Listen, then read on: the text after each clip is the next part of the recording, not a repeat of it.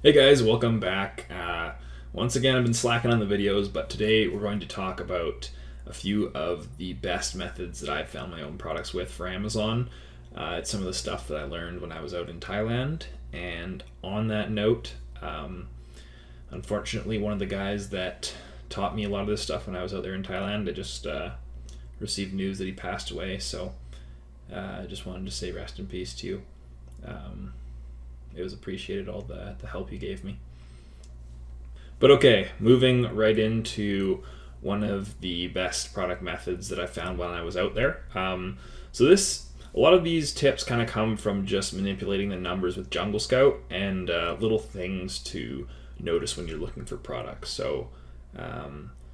One of my new favorite ways to find products is to look for products that have a very low amount of sellers. So when you're doing this, you're just eliminating a bunch of the competition. Of course, you're not going to have as much sales, but when you're finding products where there's only like 3 or 4 sellers and maybe they're selling 100 each, there's no reason that you can't go in there with an equal or better product and start to outsell them, because typically if a product niche isn't very competitive like this, it's easy to go in and get a few reviews and surpass all the other listings, and say 3 or 4 guys are all selling 150 each of an item, and you go in with a better product and get some reviews, then you can easily steal those 150 sales. And niches that are usually less competitive also tend to have a higher profit margin. So don't always think that you need to have this super long depth of product sales when you look at your Jungle Scout. Sometimes you can just find that there's 500 total sales in the niche, and you can go in there and steal 150 of them at $10 profit per month, per sale, and then per month you're making $1,500. And these are the types of niches that people would never expect to be able to enter. So I'm going to do some research here and see if I can find one for you guys. So I'll start here. We have these felt letterboards, which I've had about 5 people come to me asking if they should do this product. So if this is one you're thinking of doing, definitely don't do it, because so many people are getting into this. This is the type of product that most people are being funneled into based on research methods from, if you did your research from learning from Jungle Scout's YouTube channel, or just a lot of the big guys in the industry. So they'll tell you to go for products like this if you pull up the Jungle Scout extension here. So, lots of sales among all the top sellers and a low amount of reviews. But because this product has sat here like this with a good price, lots of sales, and low reviews for a while now, there is lots and lots of people on pages 3, 4, 5 that are kind of in this review range, and they're not getting the sales because they're on page 2 or 3. So just because you might think that, this product looks good because it does have these low reviews, you got to realize that if this product's been looking good on Jungle Scout for 6 months, that there's lots of people that are trying to get into that product right now, and they might be stuck on page 3 and 4. And by the time you take a month to manufacture it, ship it over here, which if you do sea shipping is going to take another month, you're going to be even 2 months further behind. And what's going to set you apart from all these other letterboards? Like, they're all the same.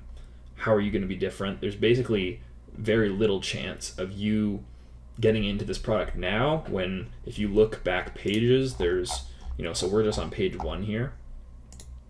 Even if I go to page 3, there's going to be more of these same items. You see, they're all the same. So this is one where I feel like a lot of people looked at those Jungle Scout numbers and got really excited about them, but you got to think, okay, if this product's looked this good for this long, go check maybe page 3 and 4, and what do you see here? Just more of the same. So definitely not something I would recommend getting into, and this is why I like to funnel you guys to this new kind of research method that I've found, where you look for products where there's very few sellers. So I'll show you guys a good example of what I mean with that.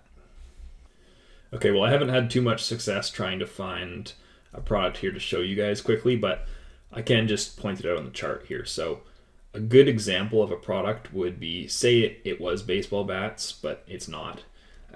You'd want to have a good price still, so enough profit margin available.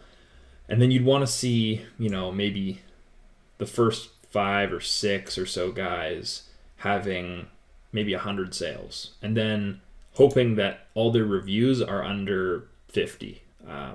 Then you know that you can easily get in there and get a similar amount of reviews, and then if your product is better, you'll sell better than all those guys. So if these top 5 guys were 100 sales, and some of them are going to be 200 at the top and some of them might be 50, but in that kind of range, and then you see it's a product with a really good profit margin, so that worst case scenario, you can just lower the price and compete with them.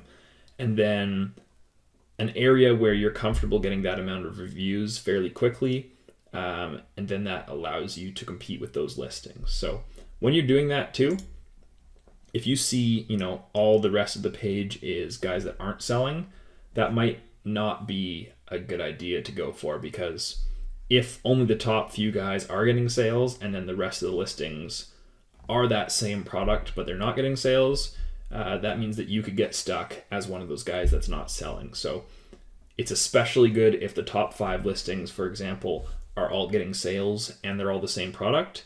And then for that main keyword, the rest of the results down towards the bottom of the page and on page 2 aren't exactly the product that you're wanting to source. So that would be the best case scenario, because everybody that's selling the product that you would be considering is getting sales, and there's nobody that's trying to sell that and not getting sales. Or maybe there's 1 or 2 but they have a bad listing. But if a good amount of these people are selling and they have beatable statistics, that's one of the best ways that I've been able to find new products for myself. And since I've launched them, they might only get me 4 or 5 sales a day, but if you have 3 products making 5 sales a day at $10 profit, that's amazing. That's $150 a day from a very uncompetitive niche that doesn't take a lot of investment and time to start selling on. Okay, so that's kind of my first secret strategy I'm willing to share with you guys, and I'll show you my second best one. So many people, once again, are looking for products that are small, lightweight. They're in this $20 to $50 price range, and they have low reviews. But what I'm suggesting is that you go in and find a product that has a good profit margin and decent enough sales so that you're happy with the profit per month. But then try to be different, because everyone's looking for these small, lightweight items so that the fees are less. But if everybody's looking for that, why not go looking for an oversized, heavy product that's really expensive and sells for $60, and it's $20 to manufacture and $5 to ship over here, and then maybe with fees Amazon charges you another $10, but then you still have that good profit margin. So try to just look at ways to be creative in your product research. The best way just being doing stuff that the mainstream instructors are not telling you to do. So, find a big item, people always say never sell electronics. Well, maybe if you can find a good electronic supplier, that would be something you could go for, because everyone is being told don't source heavy products, don't source electronics, and so on, right? So, find a good supplier, and if that profit margin is there, then you can go ahead and do it. But yeah, Amazon is getting more competitive, and to find good products these days, you really have to think outside the box. And if you're using the same filters as everyone, or the filters you keep hearing being recommended, like 300 sales a month with a price between $18 and $30, and everyone is selling with less than 100 reviews, for example, everyone's looking for those products. So try to diversify and play with the limits that you find in Jungle Scout when you're searching for products, or just doing your own research and then using this Jungle Scout Chrome extension to pick your products. So really the whole idea is just be different and it's worked for me. You know, I've launched 3 products in the last month, and they're already getting sales because they're not competitive, yet there's still enough sales that I'm happy with the profit I'm seeing, and I'm able to have a high price because there isn't a bunch of competitors just driving the price down, limiting the profit to $3 or something. So yeah, switch it up, guys. You know, it comes with time. I've done hundreds of hours of research, honestly. You're not going to find your first product in the first 5 minutes, but those have been 2 of my strategies that I really recommend if you guys are looking to find your next FBA Amazon product. So yeah, guys, that's pretty much it for the instructional videos. I'm going to put the details in the description below, just in case those 2 tips for finding products was a bit hard to follow. So I'll type those out there. And if you guys have any questions, feel free to ask them below. Lately, I haven't been posting videos. I've been super into cryptocurrency. I think it's a risky investment. However, it's on its way up, and I would look into checking it out if you guys are interested in making some money. And don't be surprised if I do put some cryptocurrency videos up.